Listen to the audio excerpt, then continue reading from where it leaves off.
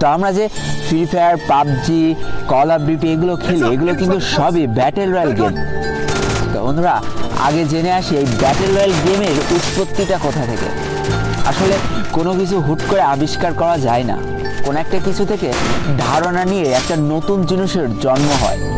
তেমনই বন্ধুরা, mission impossible নামে একটা মুভি ছিল, যেটাতে একটা আইসল্যান্ডের মধ্যে কিছু মানুষ আটকা পড়ে যায় এবং একটা পর্যায়ে যে তাদেরকে বাধ্য করা হয় একজন আরেকজনকে হত্যা করার জন্য।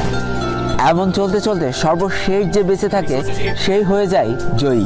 এখান থেকে মূলত এই ব্যাটেল রয়্যাল গেমের জন্ম। এবার আসি আমাদের সকলের পছন্দের ফ্রি ফায়ার গেমটার কথায়। ফ্রি ফায়ার গেমটা কোনো একজন মানুষ সৃষ্টি করেনি, এটা একটা কোম্পানি তৈরি করেছিল, আর সেই কোম্পানিটার নাম হলো গেরিনা, যেটা 2009 সালে স্থাপিত হয়েছিল। তো এই কোম্পানির মালিক ছিল ফরেস্ট লি, এবং যেটা সিঙ্গাপুর থেকে পরিচালনা করা হচ্ছিল।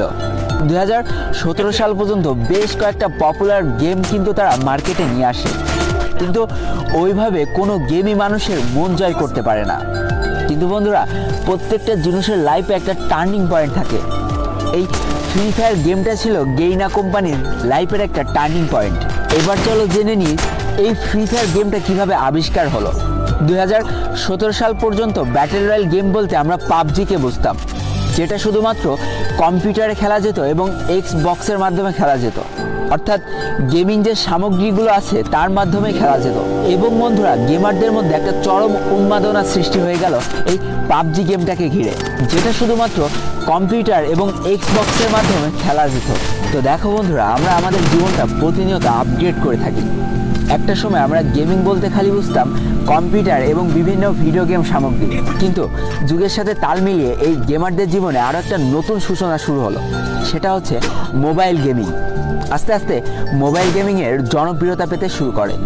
ঠিক এমন একটা পর্যায়ে এসে গেরিনা কোম্পানির মালিক ফরেস্ট লি, যে কিনা সিঙ্গাপুর থেকে বিলং করে, সে ভাবে যে কেমন হয় যদি মোবাইলে একটা ব্যাটেল রয়্যাল গেম চালু করা যায়। যেই কথা সেই কাজ। 2017 সাল থেকে শুরু হয় আমাদের এই ভালোবাসার গেমটা তৈরি করার কাজ।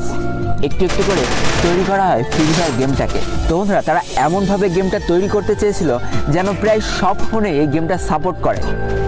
তাই তো ভালো ফোন, খারাপ ফোন, সব ফোনে যাতে এই গেমটা খেলা যায় সেই চিন্তাকে মাথায় রেখে এই গেমটা তৈরি করার কাজ শুরু করে ফেলে। 2017 সালের মাঝামাঝি অবস্থানে এই গেমটার বেটা ভার্সন লঞ্চ করা হয়, অর্থাৎ কিছু মানুষের মধ্যে এই গেমটাকে সীমাবদ্ধ করে দেওয়া হয় এবং যারা খেলে এই গেমটার ভালো ও খারাপ দিকটা তুলে ধরে, যেটার পরে ভিত্তি করে এই গেমটার আরও নিখুঁত করে তৈরি করা